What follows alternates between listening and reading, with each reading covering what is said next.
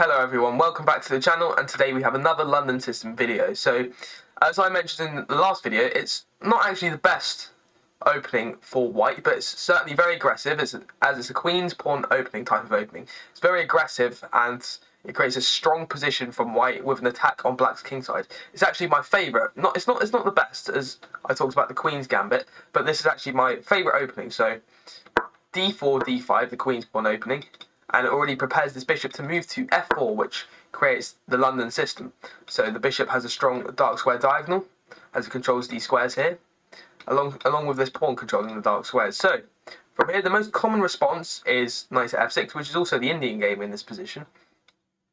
So it defends this light square on e4 and attacks it with this pawn here. So black corresponds by attacking the light squares as white attacks the dark squares. So now from here we have e3, which creates the characteristic of this pawn chain. So eventually we're going to push with c3, and it creates a strong link which prevents the development of the bishop along these two squares here, and this square on a3, of course. So it restricts the bishop's movement to only these two squares labelled here.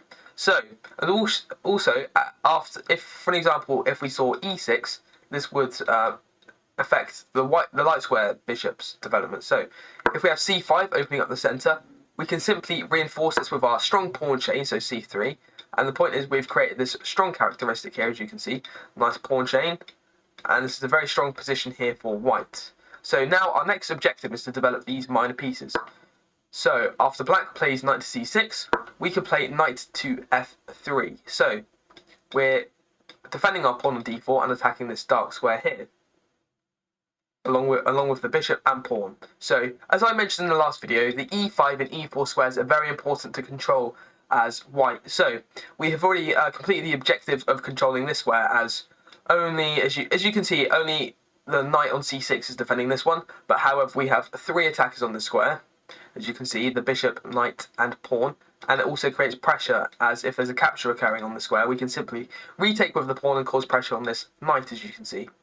So from here, black responds with queen to b6, and the point is, this pawn is undefended, and you don't really want to push forwards with b3, as the point is it completely ruins our pawn chain. As we discussed, we want this strong pawn chain, as you can see here, along with the bishop, as it's a good characteristic of the London system. So to ruin this, it would be bad for white. So instead, push queen to b3, and the point is, if black declines the capture first by playing another random move such as c4 attacking, then if you capture in this position, then simply black is going to recapture, and they have unlocked this whole a file for the rook. So going back in this position, as you can see, it's best, so even if black captures on this position, you can do the same thing and develop your side. So it's best for both sides to ignore the capture. So going back in this position here, we have c4.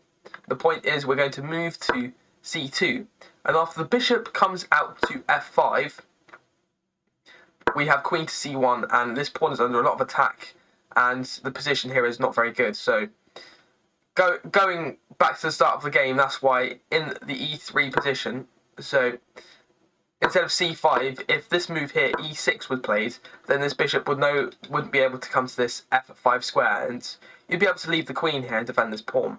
So hopefully you've enjoyed this video. Please like and subscribe to the channel, and I'll see you in the next video.